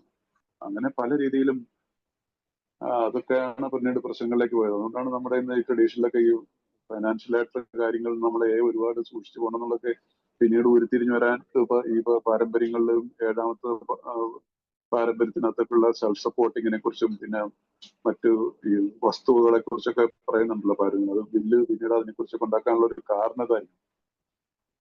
അതുകൊണ്ട് അദ്ദേഹം ഒരു കമ്പനി, ഒരു ഓഫീസും പിന്നീട് ഇദ്ദേഹം തന്നെ ലെറ്ററുകളൊക്കെ ആൽക്കഹോളിക് ഫൗണ്ടേഷൻ ഒരു വേറൊരു പേരിലൊക്കെ ആയിരുന്നു. എന്നിട്ട് അതിന് പുള്ളി തന്നെ പ്രസിഡന്റായിട്ട് പുള്ളി തന്നെ ഒപ്പിടുക ചെയ്ത് അതൊക്കെ ബില്ലിനൊക്കെ അതൊക്കെ ഇഷ്ടമല്ല തോന്നുന്നു. അങ്ങനെയൊക്കെ ഉള്ള പല പല പ്രശ്നങ്ങളാണ് ഇത്. അത് ഇദ്ദേഹത്തിന്റെ ഈ ഞാൻ പറഞ്ഞില്ലേ, ഇദ്ദേഹം ഒരു രക്തസാക്ഷിയായിട്ട് വേണം കാണാനായിട്ട് ശരിക്കും ഇദ്ദേഹത്തിന്റെ. കാരണം അത് നമുക്കൊക്കെ ഒരു പാഠമാണ്. നമ്മളെപ്പോഴും അതുകൊണ്ടാണ് ഈ ഐക്യത്തെ കുറിച്ച് എപ്പോഴും ഈ നമ്മുടെ 3 പൈതൃകങ്ങൾ, യൂണിറ്റി, സർവീസ് ആൻഡ് റിക്കവറി, ഈ 3 കാര്യങ്ങളും ഒപ്പത്തിനൊപ്പം പോയാലാണ് നമുക്ക് മുമ്പോട്ട് പോകാൻ പറ്റുള്ളൂ. അത് തെളിയിച്ചൊരു വ്യക്തിയാണ്. അതുകൊണ്ടാണ് ഇദ്ദേഹം റിലാപ്സ് ആയതിനു ശേഷം ലേക്ക് വരാതെ രോഗബാധിതനായിട്ട് മരിക്കുന്നത്.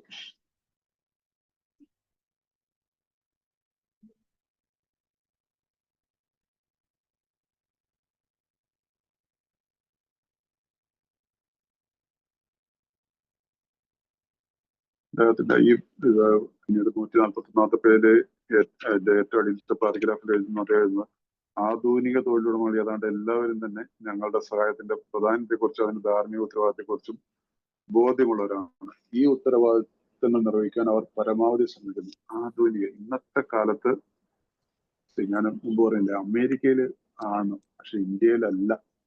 ഇന്ത്യയിലില്ല. ഇവൻ ഞാൻ ജോലി ചെയ്തിരുന്നത് ഞാൻ ഡൽഹി യൂണിവേഴ്സിറ്റിയിൽ ഒരു മെഡിക്കൽ കോളേജ്. അവിടെ എത്രയോ ഡോക്ടേഴ്സ് ഉണ്ട്. അതിന്റെ ഡയറക്ടർ കുറച്ചാളും ഞാൻ ജോലി ചെയ്യുന്ന സമയത്ത് ഒരു നല്ല ഡോക്ടറായിരുന്നു. ഇദ്ദേഹത്തെ എന്നെ പിടിച്ച് ഉപദേശിച്ചിട്ടുണ്ട്, ഇത് എന്തൊരു കൂടി കഴിക്കാൻ എത്ര നല്ല കഴിവുള്ളതായിരുന്നു. കാരണം എന്നെ കുറിച്ച് എല്ലാവർക്കും നല്ല മതിപ്പുണ്ടായിരുന്നു. ഞാൻ ജോലിയിലും മുടിമുടുക്കനായിരുന്നു. ഓഫീസിലുണ്ടെങ്കിൽ അല്ലെങ്കിൽ എന്നെ ഏൽപ്പിച്ച ഉത്തരവാദിത്തപ്പെട്ട ഒരു ജോലി ഞാൻ ചെയ്യുകയാണെങ്കിൽ അത് വളരെ നാട്ടിക്കുകയായിരുന്നു. അവസാനമായിട്ട് ഇപ്പൊ ഇത് ജോലിക്ക് പോകാതെ കുടിച്ച് എന്തെങ്കിലും കാരണം പറഞ്ഞ് ലീവ് എടുത്ത് വീട്ടിലിരുന്നിട്ടുണ്ടെങ്കിൽ പിന്നെ അറിയില്ല. പക്ഷെ അവരാരും പറഞ്ഞില്ല നിനക്ക് യുവർ സിക്ക്, നിനക്ക് ആൽക്കഹോളിസം എന്ന് പറഞ്ഞൊരു അവരുടെ മൈക്കോ കലിയിലേക്കയുടെ മൈക്കൊന്നും മ്യൂട്ട് ചെയ്തൊക്കെ കലിയിലേക്ക്. അപ്പൊ ആരും പറഞ്ഞില്ല. മനസ്സിലായില്ല. ഈ ആധുനിക ലോകത്തിലെന്ന് പറഞ്ഞാൽ ഇത് ഞാൻ പറയുന്നത് ഞാൻ ഏല് വരുന്നത് 1997. അപ്പോൾ ആ 97 പോയിട്ട് ഞാൻ റിട്ടയർ ചെയ്ത് പോരുന്നവരെയും അവിടെ പല മദ്യപാനികൾ കുടിച്ചൊക്കെ മരിച്ചു. ഞാനൊക്കെ കുറച്ച് പേർക്ക് മെസ്സേജ് കൊടുത്തിട്ടുണ്ട്. ചിലർ വന്നു, ചിലർ നിന്നില്ല. അത് വേറൊരു കാര്യം.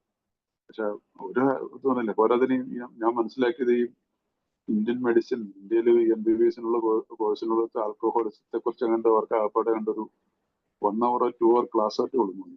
അവരുടെ ബുക്കിൽ ഒരു പേജോ 2 പേജോ ഉള്ളൊരു സ്റ്റഡി ഉള്ളൂ ആൽക്കഹോളിസം എന്നുള്ളത്. എനിക്ക് തോന്നുന്നു അമേരിക്കയിലും UK ഒന്നും അതിൽ കൂടുതലുണ്ട്. ഇന്ത്യയിലെ കാര്യം അതാണ്. മനസ്സിലായില്ല. അപ്പൊ അതല്ലേ ഡോക്ടർമാർക്ക് പഠിച്ചാലേ അവർക്ക് അറിയാം. മറ്റവർക്ക് പറയാൻ പറ്റുമോ? ഇതിന്റെ അവരെക്കാൾ നന്നായിട്ട് നമ്മള് ഏഴാങ്ങൾ പറയും ഇത് എങ്ങനെ എന്താണ് രോഗം എന്നുള്ളത്, അല്ലേ? എനിവേ, അതുകൊണ്ട് അമേരിക്കയിൽ അവരത് പഠിക്കാനായിട്ട് ഇന്നത്തെ കാലത്ത് ആധുനിക ലോകത്തിലുള്ള കമ്പനിയുടെ പൊസിഷൻസിലേക്ക് ഇരിക്കുന്ന മാനേജർമാർ അല്ലെങ്കിൽ MD അങ്ങനെയുള്ളവർ ആൽക്കഹോളിസത്തെ കുറിച്ച് അവർ ബോധമുണ്ട്. അപ്പൊ അതുകൊണ്ട് അവർ അങ്ങനെ അവരുടെ കമ്പനിയിൽ ഒരു എംപ്ലോയി ഉണ്ടെങ്കിൽ അവരെ സഹായിക്കാനായിട്ട് ഒരു സഹാനുഭൂതിയോടെ നോക്കുന്നത്. ഇമ്മീഡിയറ്റ്ലി അവർ ടെർമിനേറ്റ് ഒന്നും ചെയ്യുന്ന പറഞ്ഞില്ല. അവർക്ക് ഓപ്പർച്യൂണിറ്റീസ് കൊടുക്കും. അഗൈൻ ആൻഡ് അഗൈൻ അവരവരുടെ ഷെയർ മീറ്റിംഗിലൊക്കെ അല്ലെങ്കിൽ ഒരു റിഹാബിലിറ്റേഷൻ അഡ്മിറ്റ് ചെയ്തിട്ട് അതിന്റെ ചെലവ് പോലും കമ്പനിയെ വഹിക്കാറൊക്കെ ഉണ്ട്. പക്ഷെ നമ്മുടെ ഇവിടെ അങ്ങനെയല്ല. നമ്മുടെ അവിടെ നേരെ പറഞ്ഞിറക്കി വിട്ടു കഴിഞ്ഞാൽ അത് തന്നെ പോയത് തന്നെ. ഈവൻ ഗവൺമെന്റ് ജോബിൽ പോലും, സർക്കാർ ജോലിയിൽ പോലും ഇന്ന് ആൽക്കഹോളിസത്തിന് അത്രയ്ക്ക് വലിയൊരു പ്രതീക്ഷിക്കണ്ട. കുടിച്ചിട്ട് എന്തെങ്കിലുമൊക്കെ പ്രശ്നങ്ങൾ ചെന്ന് ചാടിയിട്ടുണ്ടെങ്കിൽ അതൊരു വലിയൊരു ഒഫൻസ് ആയിട്ട് പോകും. ചിലപ്പോൾ ഒരു കമ്മിറ്റി കോൺസ്റ്റിറ്റ്യൂട്ട് ചെയ്തിട്ട് വേണമെങ്കിൽ അവനെ അങ്ങ് ടെർമിനേറ്റ് ചെയ്തൊക്കെ പറഞ്ഞു കഴിഞ്ഞാൽ പോയത് തന്നെ. ഫെയറാണ്. സാധാരണ ഇതിൽ ഞാനൊക്കെ ഗവൺമെന്റ് സർവീസിൽ നിന്നപ്പോൾ ഞാനൊക്കെ ഒരുപാട് വലിയ പ്രശ്നങ്ങളൊന്നും ഉണ്ടാക്കിയിട്ടെങ്കിലും എന്റെ ജോലി വളരെ ഒരു ഇമ്പോർട്ടന്റ് ആയിട്ടുള്ളൊരു പൊസിഷനാണ്. വലിയ ഹയർ ലെവലിലല്ലെങ്കിലും ഒരു മിഡിൽ ക്ലാസ് എംപ്ലോയി ആയിരുന്നെങ്കിലും അതിൽ എനിക്ക് ഒത്തിരി ഉത്തരവാദിത്തങ്ങളുണ്ടായിരുന്നു. പക്ഷെ ഞാൻ ആ ഉത്തരവാദിത്തങ്ങൾ പലപ്പോഴൊക്കെ പറ്റാതെ വന്നിട്ട് എനിക്ക് വാർണിംഗ് ലെറ്റേഴ്സ് കിട്ടുന്നു. വേണമെങ്കിൽ എന്നെ സസ്പെൻഡ് ചെയ്യായിരുന്നു, വേണമെങ്കിൽ ഡിസ്മിസും ചെയ്യായിരുന്നു. പക്ഷെ അത്ര ഒരു കൺസിഡറേഷൻ ഉണ്ട് മാത്രം. അത് ഞാൻ ഭാഗ്യവാൻ. അതുകൊണ്ട് വലിയ പ്രശ്നമില്ലാതെ ജീവിക്കുന്നു. അല്ലെങ്കിൽ എന്ത് ചെയ്യായിരുന്നു. സോ അതുകൊണ്ട് അവരങ്ങനെയൊക്കെ സാധിക്കുന്നു. അങ്ങനെയുള്ള ഒരാളെ സംബന്ധിച്ചുള്ള അമിത മദ്യപാന രോഗം എന്ന് പറയുന്ന 1-ാം തരത്തിൽപ്പെട്ട ഒരു വിദ്യയായിട്ട് അയാൾക്ക് കാണാം. ഇത് അറിവില്ലാത്ത ഒരാളാണെങ്കിൽ. പക്ഷെ ഇന്നത്തെ കാലത്ത് അറിയുന്നുണ്ട്. അപ്പൊ ഒരു പക്ഷെ തൊഴിലാളികൾക്കുള്ള കഴിവുകൊണ്ടോ അല്ലെങ്കിൽ തൊഴിലുമുള്ള പ്രത്യേക തരത്തിലുള്ള ബന്ധം കൊണ്ടോ അമിത മദ്യപാന രോഗ ഒരു തൊഴിലാളിയെ വേണ്ടതിലധികം കാലം ജോലിയിൽ തുടരാൻ ആലോചിച്ചിട്ടുണ്ട്. അപ്പൊ 2 കാര്യത്താലും ഒരു പക്ഷെ ഒന്നല്ലെങ്കിൽ ഇയാളുടെ കഴിവുള്ളതുകൊണ്ട് ചിലപ്പോൾ ചില ബോസുമാര് ശരിക്കും കുറെയൊക്കെ കൺസെൻട്രേറ്റ് ചെയ്യും. ചിലപ്പോ ഇയാളില്ലാതെ കാര്യം നടക്കില്ല എന്നുണ്ടെങ്കിൽ പിന്നെ എങ്ങനെയെങ്കിലും കൊണ്ടു നടക്കാന്നുള്ള രീതിയിൽ കൊണ്ടു നടക്കും. മനസ്സിലായില്ലേ? അപ്പൊ അതുകൊണ്ട് ഈ 2 തരമുണ്ട് ഇതിനകത്ത് ഓർക്കുക. ചിലര് ചൂഷണം ചെയ്യപ്പെടും, ചിലര് സഹാനുഭൂതി കിട്ടും, ചിലർക്ക് സ്ട്രിക്റ്റ് ആയിട്ടും പോകും, കുറച്ച് സഹായവും കിട്ടൊക്കെ അങ്ങനെ പോകും. പക്ഷെ എങ്കിൽ പോലും സൊല്യൂഷൻ ഒന്നും ആവുന്നില്ലല്ലോ. ആ പാരഗ്രാഫിന് താഴെപ്പെട്ട് വളരെ മെച്ചപ്പെട്ട നിലയിലുള്ളവരെന്ന് പറയപ്പെടുന്നത് ഞങ്ങളിലുള്ളവർക്കാകട്ടെ മേൽപ്പറഞ്ഞവർ ഞങ്ങളെക്കാൾ ഇക്കാര്യത്തിൽ മോശമായ നില അനുവർത്തിക്കുന്നവരാണെങ്കിൽ തന്നെ അവരെ കുറ്റപ്പെടുത്തുന്നതിൽ കാര്യമില്ല. സോ നമ്മളുടെ കാര്യത്തിൽ നമുക്ക് ആരെയും ബ്ലെയിം ചെയ്യാൻ പറ്റത്തില്ല. ഇതൊക്കെ ഈ ചാപ്റ്റർ അതുകൊണ്ടാണ് ഞാൻ പറയുന്നത്, നമ്മൾ സാധാരണ ഇതിൽ വളരെ ഇതായിട്ട് ലാഘവത്തോട് കൂടി കാണുന്ന ഒരു ചാപ്റ്റർ അല്ലേ. അതുകൊണ്ട് ഇത് നമ്മൾ ശ്രദ്ധിച്ചതിനെ കുറിച്ചൊക്കെ മനസ്സിലാക്കുക. നമുക്കൊരു സഡൻ ആയിട്ടുള്ളൊരു ഷോർട്ട് നോട്ടീസിലാണിത്.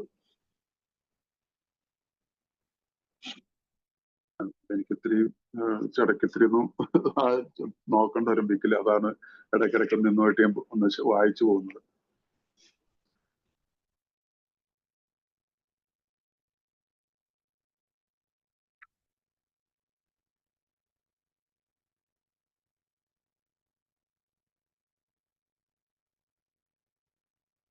ഞാൻ വേറൊരാളുടെ കാര്യം പറയുന്നു. ഒരു here for instance, in a typical an officer of one of the largest banking institutions in America, bank of അമേരിക്കയിൽ ജോലി ചെയ്യുന്ന ഒരു ആളെ കുറിച്ച് അത് പറയുന്നുണ്ട്.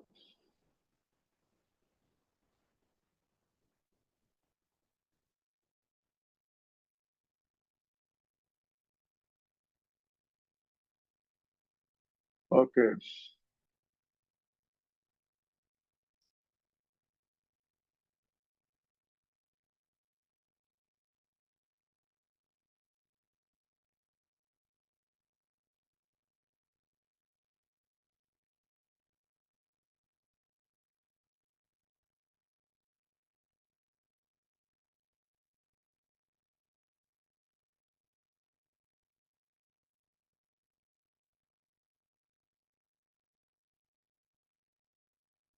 ഒരു സെക്കൻഡ്.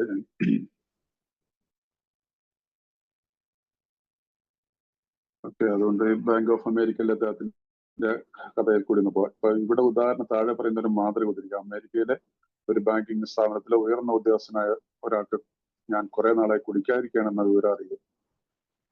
ഹാങ് കുടിക്കുന്നില്ല എന്നുള്ള അദ്ദേഹത്തിന് അറിയാം. അദ്ദേഹത്തിന്റെ സുഹൃത്ത് നന്നായി ആൽക്കഹോളിക്സ് അനോമസ് ഇല്ല ഇപ്പൊ ഈ സമയത്ത്, ഈ എഴുതുന്ന കാലത്ത്. ഒരു ദിവസം അയാളുടെ വിവരണത്തിൽ നിന്ന് നിശ്ചയമായ ഒരു അമിതമദ്യം രോഗി അയാളുടെ തന്നെ ബാങ്കിങ് സ്ഥാപനത്തിൽ ഒരു ഉന്നത ദിവസം എന്നോട് പറഞ്ഞു. അയാളെ സഹായിക്കുന്നതിനുള്ള ഒരു അവസരമായി ഞാനത് കണക്കാക്കി. അതുകൊണ്ട് 2 മണിക്കൂറോളം അമിത മദ്യപാന ദുരന്തത്തെ കുറിച്ച് സംസാരിച്ചുകൊണ്ട് അതിന്റെ ലക്ഷ്യങ്ങളെ കുറിച്ച് മാരകമായ ഫലങ്ങളും എനിക്കറിയാവുന്ന വഴിയിൽ വിവരിച്ചുകൊണ്ട് ഞാൻ ചെലവഴിച്ചു. അതിനോടുള്ള അയാളുടെ പ്രതികരണം ഇങ്ങനെയായിരുന്നു: വളരെ രസകരമായിരുന്നു, പക്ഷെ എനിക്ക് ഉറപ്പുണ്ട് ഈ മനുഷ്യൻ കുടിച്ചു കൊണ്ട് നശിച്ചു കഴിഞ്ഞു. 3 മാസത്തെ വിട്ടുനിൽപ്പിന് ശേഷം അയാൾ ജോലിക്ക് തിരിച്ചു വന്നിട്ടേ ഉണ്ടായിരുന്നുള്ളൂ. അയാൾ ഏതാണ്ട് ഒരു രോഗമുക്തി പ്രാപിച്ച നിലയിലെത്തിയിരുന്നു. മൊത്തത്തിൽ നന്നായി കാണപ്പെടുകയും, പക്ഷെ സംഗതിയിൽ വഷളാക്കിക്കൊണ്ട് അയാളുടെ കമ്പനിയുടെ ഡയറക്ടർ ബോർഡ് അംഗങ്ങൾ ഇത് അയാളുടെ അവസാനത്തെ അവസരം താക്കീത് നൽകിയിട്ടുണ്ടായിരുന്നു. ഈ അന്ന് ഇല്ല, അദ്ദേഹം റിക്കവറിയിലേക്ക് വന്നിട്ടുള്ളൂ. ആ കാലത്ത് ആണ് ഈ സംഭവം നടക്കുന്നത്. അപ്പൊ അദ്ദേഹത്തിന് രക്ഷപ്പെടുത്താൻ ശ്രമിച്ചുവെങ്കിൽ അദ്ദേഹം ഏതായാലും വീണ്ടും കുടുക്കി അദ്ദേഹത്തിന്റെ ജോലിയൊക്കെ പോയതാണല്ലോ ഇന്ന് മനസ്സിലാക്കേണ്ടത്. ആ മനുഷ്യന് ഒരു നിയതമായ ജീവിതശൈലി പിന്തുടർന്നാൽ കൂടുതൽ നിലയിലുള്ള അവസരത്തിന് കഴിയുമെന്ന് മാത്രമേ എനിക്ക് അതിന് ഉത്തരം പറയാൻ കഴിയുള്ളൂ. ഇത് അനിവാര്യമായിരുന്നു എന്ന് ഞാൻ കരുതി. ബാങ്ക് അയാളുടെ എന്തെങ്കിലും അനീതി കാണിക്കുന്നുവെന്ന് ഞാൻ ശ്രദ്ധിച്ചു. അയാൾ എന്തുകൊണ്ട് ഞങ്ങളുടെ അമിത മദ്യപാന കൂട്ടത്തിലേക്ക് കൊണ്ടുവന്ന് ബന്ധിപ്പിച്ചുകൂടാ എന്ന് ഞാൻ ആലോചിച്ചു. അയാൾക്ക് രക്ഷപ്പെടാൻ ഇതൊരു അവസരമായേക്കാം. കടുത്ത പ്രയാസങ്ങൾ ഉറ്റുനോക്കിയിട്ടും മറ്റേതൊരു മനുഷ്യനെയും 10-9 എന്ന കണക്കിൽ കുടിയിൽ കൊണ്ടുപോയി എത്തിക്കുമായിരുന്നു. അത്ര കടുത്ത പ്രശ്നങ്ങൾ ഉണ്ടായിട്ടും കഴിഞ്ഞ 3 വർഷക്കാലമായി എനിക്ക് ഒരു തരത്തിലുള്ള മദ്യം കുടിക്കാണ്ടിട്ട് എന്ന കാര്യം ചൂണ്ടിക്കാണിച്ചു. ഇതാണ് നമ്മൾ ചെയ്യേണ്ടത് അല്ലേ? ഹാങ്കി എന്ന് പറയാണ്, ഞാൻ 3 വർഷമായിട്ട് മദ്യവെച്ചിട്ടില്ല. 1937 എന്ന് പറഞ്ഞാൽ 1934 അദ്ദേഹം സോബറായപ്പോൾ 1937 ഞാൻ 3 വർഷമായിട്ട് മദ്യവെച്ചിട്ടില്ല. അതെങ്ങനെയാണ് സാധിച്ചത്? അന്ന് ഉണ്ടായിട്ടില്ല, 12 പടികളും ഇല്ല. അന്ന് ഓക്സ്ഫോർഡ് ഗ്രൂപ്പിന്റെ 6 പടി പ്രോഗ്രാമിലാണ് ബില്ലും ഹാങ്കും ഒക്കെ വർക്ക് ചെയ്യുന്നത്, ഫോളോ ചെയ്തിരുന്നത്. പക്ഷെ അതിനെ ഒരു വ്യത്യസ്തമായ രീതിയിലേക്ക് കൊണ്ടുവരാനായിട്ടുള്ള ശ്രമം നടത്തിയിരുന്നു. കാരണം ആ ഒരു ക്രിസ്ത്യൻ മൂവ്മെന്റ് ആയതുകൊണ്ടും അതൊരു നമുക്കറിയാലോ, ഒരു ധ്യാന യോഗ കൂട്ടായ്മ എന്നൊക്കെ പറയുന്ന പോലെയുള്ളൊരു മൂവ്മെന്റ് ആയതുകൊണ്ട് അവർക്ക് അഗ്നോസ്റ്റിക്സ് ആയിരുന്നിട്ടില്ല, അവർക്കൊന്നും അതിനകത്ത് ആ രീതിയിൽ ഫോളോ ചെയ്യാനായിട്ട് തോന്നി. പക്ഷെ വേറെ മാർഗമില്ലായിരുന്നു. പക്ഷെ അതിനെ ഫോളോ ചെയ്യുന്നതിനകത്ത് തെറ്റുമില്ല എന്ന് അവർക്ക് മനസ്സിലായി. ഓക്സ്ഫോർഡ് ഗ്രൂപ്പിന്റെ 6 പടികൾ നിങ്ങൾക്ക് അറിയാമെന്ന് വിചാരിക്കുന്നു. അത് മീഡിയമാണ് പറയുന്നത്. അപ്പൊ ഈ രീതിയിൽ ഇതിനെ ഒരാളുടെ അടുത്ത് പറഞ്ഞിട്ട് പോലും അന്ന് അത്രയും പേരെ ഉണ്ടാക്കിയെടുക്കാനായിട്ട് ആദ്യത്തെ 100 പേരെ ഒരു ബിഗ് ബുക്ക് പബ്ലിഷ് ചെയ്യുമ്പോഴത്തെ 100 പേരെ ഉണ്ടാക്കിയെടുത്തില്ലേ ഓഹിയയിലും പിന്നീട് വേറെ ഒന്ന് രണ്ട് സ്ഥലത്തും ന്യൂയോർക്കിലൊക്കെ ഗ്രൂപ്പുകൾ ഉണ്ടായതിനു ശേഷം 100 പേരെ ഉണ്ടാക്കിയെടുക്കാൻ പറ്റിയെന്ന് പറഞ്ഞാൽ വലിയൊരു കാര്യമാണ്. ബുക്ക് പോലും ഇല്ലാതെ. അപ്പൊ അങ്ങനെയുള്ള ഒരു കാലത്ത് ഇങ്ങനെയുള്ളൊരു 10-ൽ 9 പേർ എന്ന കണക്കിന് കുടിയിൽ കൊണ്ടുപോയി എത്തിക്കുമായിരുന്നത്ര കടുത്ത പ്രശ്നം ഉണ്ടായിട്ടും കഴിഞ്ഞ 3 വർഷക്കാലമായി എനിക്ക് കുടിക്കാൻ, ഞാൻ കുടിച്ചിട്ടില്ല എന്ന് പറയാനായിട്ട് എനിക്ക് തോന്നി. എന്തുകൊണ്ട് അവർക്ക് എന്റെ കഥ കേൾക്കാൻ ഒരു അവസരം നൽകിക്കൂടാ? പറ്റില്ല, എന്റെ സ്നേഹിതൻ പറഞ്ഞു. അദ്ദേഹത്തിന്റെ കൂട്ടുകാരനായിട്ടുള്ള ബാങ്കിന്റെ ചീഫായിട്ട് ജോലി ചെയ്യുന്ന അദ്ദേഹം പറയണം, വേണ്ട, ഇതിന്റെ ആവശ്യമില്ല, അതിന്റെ പുറകിന് പോയിട്ട് കാര്യമില്ല. അയാൾ ഒന്നുകിൽ പൂർണ്ണമായും മദ്യത്തിൽ മുങ്ങി നിൽക്കുകയോ അതോ ജോലിയില്ലാത്ത അവസ്ഥയിൽ എത്തി നിൽക്കുകയാണ്. നിങ്ങളുടെ മനഃശക്തിയും ചങ്കൂറ്റം അയാൾക്കുണ്ടെങ്കിൽ അയാൾ തന്നെത്താൻ രക്ഷപ്പെടും. ഈ ആ കാലത്തുള്ള ഒരാളുടെ കമന്റാണ്. അദ്ദേഹത്തിന് അവന് വേണി അവന്റെ എന്നാണ് സാധാരണ ഇവിടെ പറയാറില്ല, നമ്മുടെ വീൽ പവർ എന്നൊക്കെ പറയുന്നത്. മനഃശക്തിയും ചങ്കൂറ്റം. മദ്യപാനിക്ക് മദ്യത്തിന്റെ മുമ്പിൽ എന്ത് മനഃശക്തി, എന്ത് ചങ്കൂറ്റം! മദ്യത്തിന്റെ മുമ്പിൽ നമ്മള് എന്താണ് തകർന്ന് വീഴുകയാണെന്നുള്ളത്, വയനാട് മെഴുകു പോലെ ഒരുക്കി തീരുക എന്നുള്ളത് എത്ര പേർക്ക് മനസ്സിലാക്കാൻ സാധിക്കുന്നുണ്ട്? ഏതായാലും ഞാൻ ഈ നിരുത്സാഹപ്പെടുത്തുകൊണ്ട് ആകെ വിവശനായി. കാരണം എനിക്ക് മനസ്സിലായി എന്റെ ബാങ്കർ സുഹൃത്തിന്റെ കാര്യം പറഞ്ഞു മനസ്സിലാക്കുന്നത് ഞാൻ പരാജയപ്പെട്ടു വന്നു. അയാളുടെ സഹപ്രവർത്തൻ ഒരു കടുത്ത രോഗം കൊണ്ട് കഷ്ടപ്പെടുന്ന ആളാണെന്നും ഒട്ടും വിശ്വസിക്കാൻ അയാൾക്ക് കഴിഞ്ഞില്ല. കാത്തിരിക്കുകയല്ലാതെ മറ്റൊന്നും ചെയ്യാനില്ല. ആ കാലത്ത് പറയാണ്, ഇന്നത്തെ കാലത്ത് മാറ്റങ്ങളുണ്ട്. ആ കാലത്ത് ആ ഭയങ്കര എത്രയും ഇതായിരുന്നിട്ട് പോലും അയാള് പറഞ്ഞില്ലായിരുന്നു അയാൾക്ക് ഇതൊരു രോഗമാണെന്നുള്ളത് വിശ്വസിക്കാനായിട്ട് സാധിച്ചില്ല. ഏതായാലും വൈകാതെ ആ മനുഷ്യൻ വീണ്ടും ജോലിയിൽ നിന്ന് പിടിച്ചപ്പെടുകയും ചെയ്തു, പിരിച്ചുവിട്ടതിന് ശേഷം അയാളുമായി ഞങ്ങൾ ബന്ധപ്പെട്ടു. വലിയ വാചകർച്ച കൂടാതെ തന്നെ അയാൾ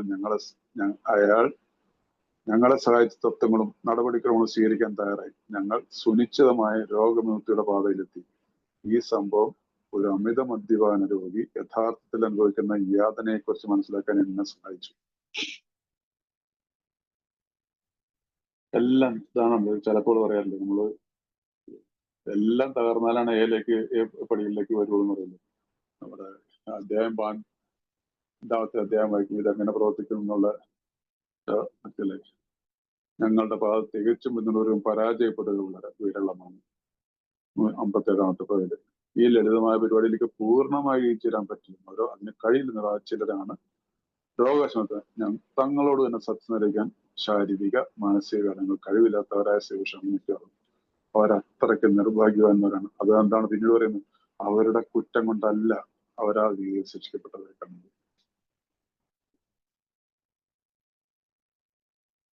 സോ ഇത് മനസ്സിലാക്കാനായിട്ട് നമുക്ക് മനസ്സിലാവുള്ളൂ. സാധാരണ ജനങ്ങൾക്കോ ഇന്നും ഞാൻ പറഞ്ഞിട്ട് നമ്മുടെ വിദേശത്തൊക്കെ കുറെ ആളുകൾക്കൊക്കെ ഇത് മനസ്സിലാവുന്നുണ്ട്. ഒരുപാട് അവര് ടോളറന്റ് ആണ്. പക്ഷെ ഇന്ന് നമ്മുടെ ഇന്ത്യയിലൊന്നും ഒരു ടോളറൻസും ഇല്ല. അവിടെ അടിച്ചിട്ടാണ് പിടിച്ചിട്ട് നല്ല അടിയും കൊടുക്കും, അടിച്ചകത്ത് കൊണ്ടിട്ട് ഇടിക്കും.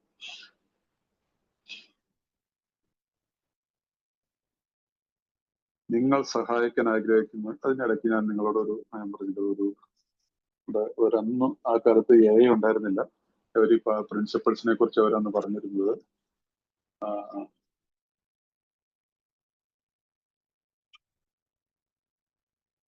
ഓക്സ്ഫോർഡ് ഗ്രൂപ്പിന്റെ 6 പടിയാണ്. 6 പടിയാണ് അന്ന് ഒരു എക്സ്പ്ലെയിൻ ചെയ്ത് കൊടുത്തിരുന്ന ഒരു സഫറിംഗ് ആൽക്കഹോളിക്. അത് 6 പടി എന്തായിരുന്നു? ഒന്ന് കംപ്ലീറ്റ് ഡിഫ്ലേഷൻ, പൂർണ്ണമായിട്ട് സമർപ്പണം അഥവാ പരാജയം സമ്മതിക്കില്ല. ഡിഫ്ലേഷൻ, പരാജയം സമ്മതിക്കുക, സറണ്ടർ, ഏത് വാക്കിലിട്ടാലും 1ാമത്തെ പടി. 2ാമത്തെ പടി എന്താണ്? Dependence and guidance from a higher power.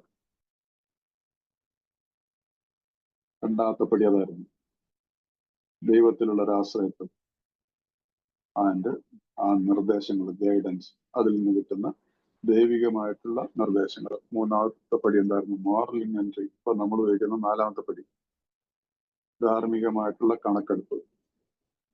4ാമത്തെ പടി അവർ ഉപയോഗിച്ചിരുന്നതാണ് കൺഫെഷൻ, കുമ്പസാരം.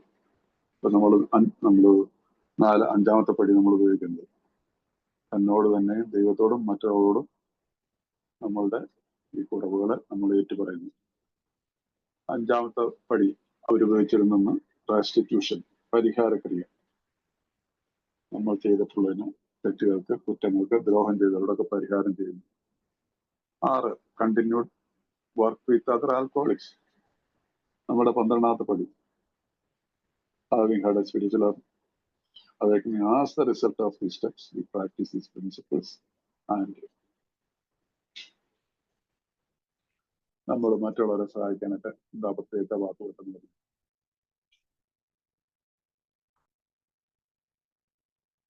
Yes.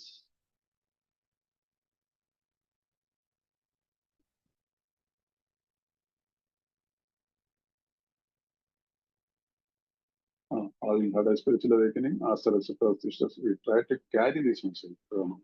മറ്റുള്ളവരെ സഹായിക്കാനായിട്ടുള്ള we try to carry this to alcoholics and to practice these principles in all our affairs.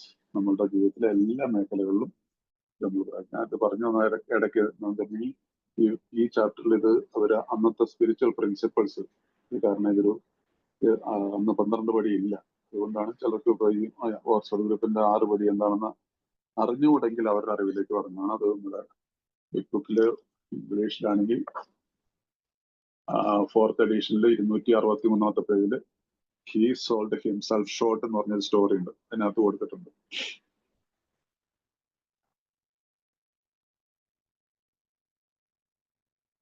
ആ ചാപ്റ്ററിൽ വളരെ നല്ലൊരു കാര്യമുണ്ട്. അത് ഡോക്ടർ ബോബ് ഒരാളെ സ്റ്റെപ്പ് ചെയ്യാനായിട്ട് പോയപ്പോൾ അദ്ദേഹത്തിനോടൊരു ചെലവഴിച്ച 3 മണിക്കൂർ, ഈ 3 മണിക്കൂറിൽ we spent 3 or 4 hours, 3 to 4 hours formally going through the 6-step program. ആലോചിച്ച് നോക്ക്, 3-4 മണിക്കൂറിനകം ഡോക്ടർ ബോബ് ഈ 6 പടി പ്രോഗ്രാമിനെ കുറിച്ച് നല്ലൊരു വിശദീകരണം കൊടുക്കാൻ പറ്റും. ഇന്ന് ഒരു പടിയെ കുറിച്ച് തന്നെ പറഞ്ഞു കൊടുക്കാനായിട്ട് പറ്റുമെന്ന് അറിയത്തില്ല. അപ്പൊ എത്രമാത്രം ഈ ഒരു ഡിവൈൻ ഇന്റർവെൻഷൻ ആണെന്ന് ഓർക്കണം നമ്മുടെ ആൽക്കഹോളിക്സ് അനോണിമസ് എന്നുള്ള പ്രോഗ്രാം.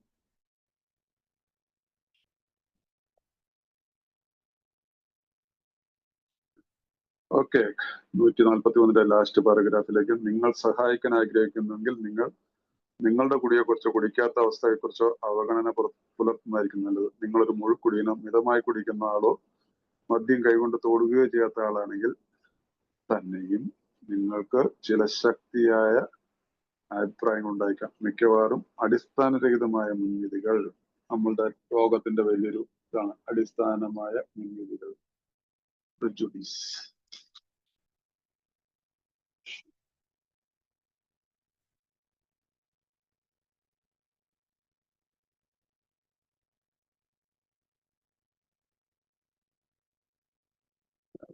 അവിടെ നോക്കുക.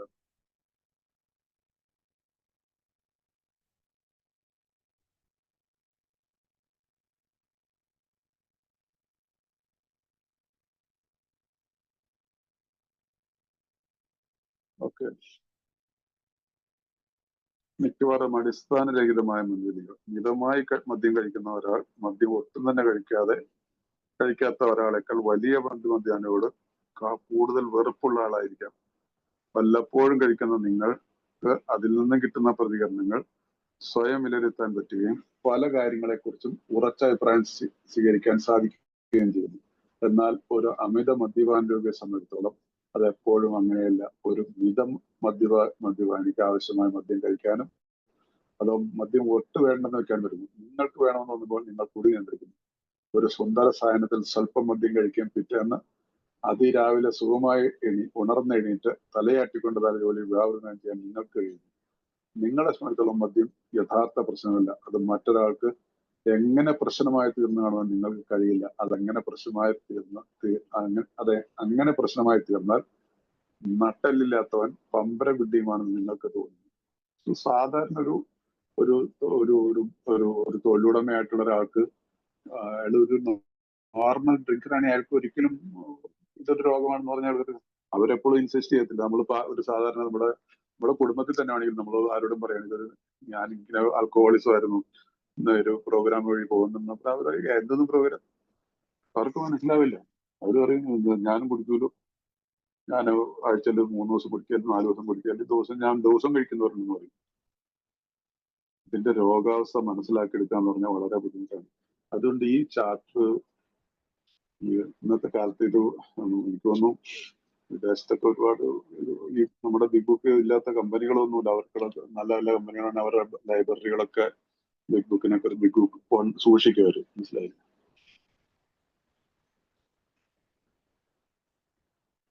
അതുകൊണ്ട് ബ്ലെയിം ചെയ്യാനൊക്കെ ആയിട്ട് അവർക്കൊക്കെ സാധിക്കും.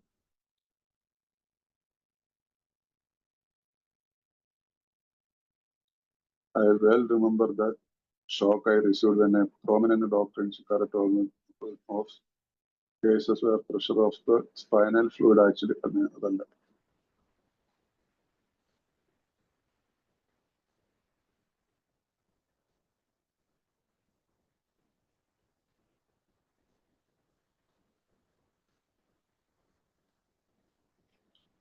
ഓക്കെ, അത്യാവശ്യം ആകുമ്പോഴത്തേക്ക് ഞാൻ ഇതിനകത്ത് കുറച്ചുകൂടെ ഒന്ന് വർക്ക് ചെയ്തിട്ട് നമുക്ക് ഇതിനെ